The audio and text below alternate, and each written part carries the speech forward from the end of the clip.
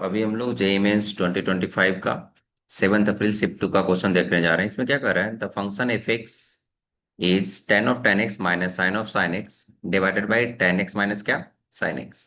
कहता है is continuous at x equals to zero, then find the value of f zero. देखिए, ऐसे question में मेन चीज क्या है कि जैसे आपको एफ जीरो का वैल्यू फाइंड करना है, और जो गिवन फंक्शन है आप उसमें जीरो पुट नहीं कर सकते क्योंकि नीचे जीरो आ जाएगा।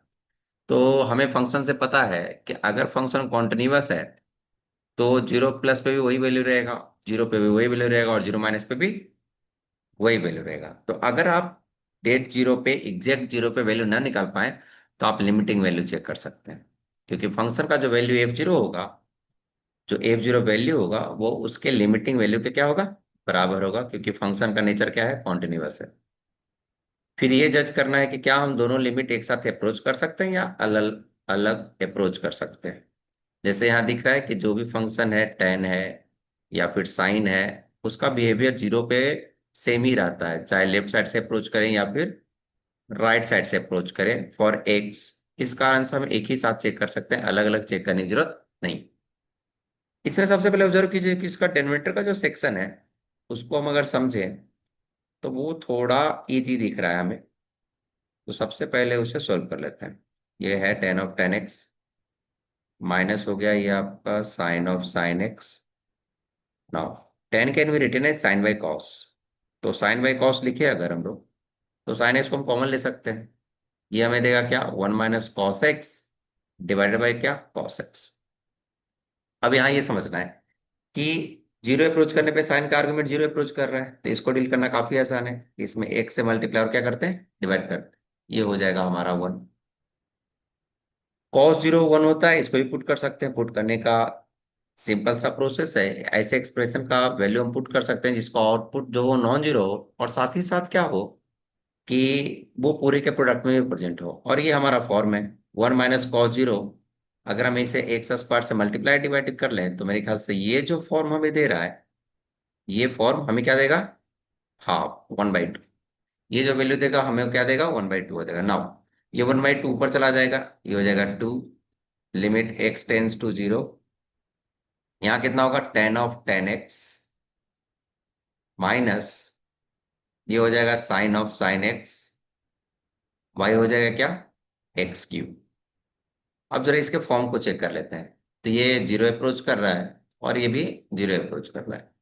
अब जब भी जीरो बाई जीरो अप्रोच हो तो हमारे पास बहुत सारे प्रोसेस हैं। जैसे हम चाहे तो लॉपिटल लगा लें, हम चाहे तो एक्सपेंशन यूज कर लें, और हम चाहे तो फॉर्म यूज करें। यहाँ फॉर्म लग नहीं रहा और लॉपिटल लगाना थोड़ा लेंदी हो जाएगा, तो क्यों ना यहाँ एक्सपेंशन लगा दें। एक्सपेंशन लगाते समय ध्यान देना है कि जिस पे आप एक्सपेंशन लगाते रहे वो वैल्यू पूरा जीरो को ही अप्रोच करना चाहिए, छोटे वैल्यू को अप्रोच करना चाहिए।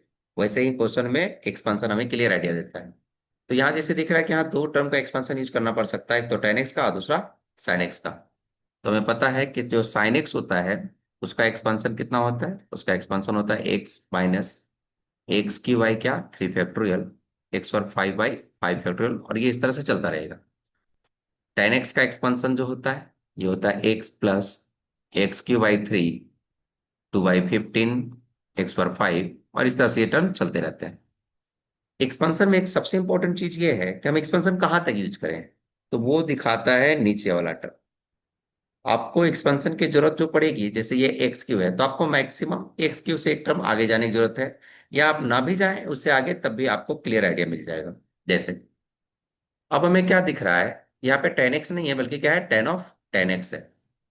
यहाँ पे जो दिया हुआ है क्वेश्चन में वो टेन ऑफ टेन एक्स है। तो कोई इशू नहीं है, ये जो टेन एक्स है पूरा पूरा किधर जा रहा है, जीरो की तरफ जा रहा है। अगर ऐसा जा रहा है तो in place of x, her x की जगह हम लोग टेन एक्स लिख सकते हैं। तो एक्स की जगह हम टेन एक्स लिख दें तो ये हो जाएगा टेन एक्स प्लस, तो हो जाएगा टेन एक्स का क्यूब बाई क्या, थ्री। कुछ इस तरह से फर्दर टर्म आगे रहेंगे कुछ। फिर साइन ऑफ साइन एक्स में चलेंगे माइनस, तो उस समय एक्स की जगह क्या लिख सकते हैं हम लोग, साइन एक्स लिख सकते हैं। तो कितना होगा, ये हो जाएगा sine x minus sine x का क्यूब बाई थ्री फैक्टोरियल, और इसलिए आगे चलता रहेगा। नीचे कितना है हमारा, एक्स क्यूब, नीचे है एक्स क्यूब। नाउ अब हमें फिर से यूज करना होगा 10x का एक्सपेंशन, क्यों? क्योंकि इसका आर्ग्यूमेंट जीरो को अप्रोच कर रहा है। तो हम क्या लिखेंगे इसमें? हम लिखेंगे x plus x cube by three, कुछ आगे का टर्म होगा, प्लस 1/3, ये भी हो जाएगा x plus x cube by three cube, इसमें भी कुछ आगे का टर्म होगा, माइनस। इसको समझे अगर, तो x माइनस एक्स की बाई क्या होगा, 3 फैक्टोरियल, आगे जाएगा। यहाँ कितना होगा, -1 बाई क्या, 6। और इसको समझेंगे, x माइनस एक्स की बाई क्या, 3 फैक्टोरियल, आगे रहेगा टर्म, और इस पे क्या हो जाएगा, क्यूब। इसको कर लेते हैं डिवाइड, तो कितना हो जाएगा, मान लेते हैं ये आ गया एक्स क्यूब। ये कितना होगा, 2, लिमिट x टेंस टू क्या, 0। अब जरा समझते हैं कि है क्या। यहां से x आ जाएगा, x³ बाई 3 आ जाएगा। इसको समझे तो क्या होता है, एक क्यूब होता है, तो ये देगा हमें x³ बाई 3। अगला जो डिग्री देगा वो ये इसका 9 देगा।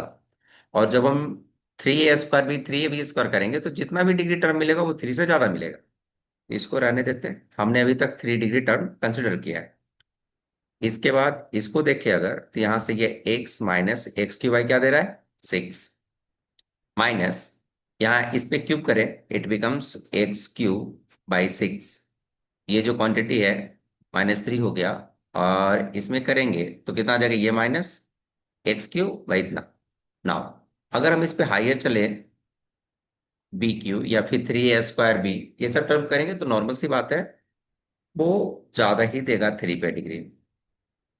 तो नीचे क्या है, x³, इसी x³ को देखते हुए हम लोग ऊपर के वही टर्म कलेक्ट कर रहे हैं जो अप टू x³ है। अब हमें क्लियर दिख रहा है कि ये टर्म कैंसिल आउट हो जाएगा। अब 2 आ गया, लिमिट x टेंस टू क्या, 0। ये देखिए 1/3 1/3, बीच में ये माइनस का साइन है यहाँ पे। तो x का कोफिशिएंट कितना आ रहा है, यहाँ सारा 1/3 1/3, that is 2/3, minus 1/6 1/6, it mean 2/6, that is 1/3। अगर ऐसा होता कि ऊपर के एक्स क्यू के सारे टर्म कट जाते, लेट सपोज ऊपर के एक्स क्यू के टर्म आपस में कट जाते, तो हम इस एक्सपेंशन का नेक्स्ट टर्म लिखते और उस पर एनालिसिस करते। लेकिन यहाँ हमें दिख रहा है कि इसके बाद जो भी टर्म होगा, एक्स का हाइयर इंडेक्स, उसके साथ कुछ भी क्यों ना हो, जब हम एक्स क्यू कॉमन कर लेंगे, तब क्या होगा, ये क्वेश्चन हो जाएगा 2, limit x tends to 0। Now ये वैल्यू कितना होगा, 2/3 प्लस 1/3, इट बिकम्स 1।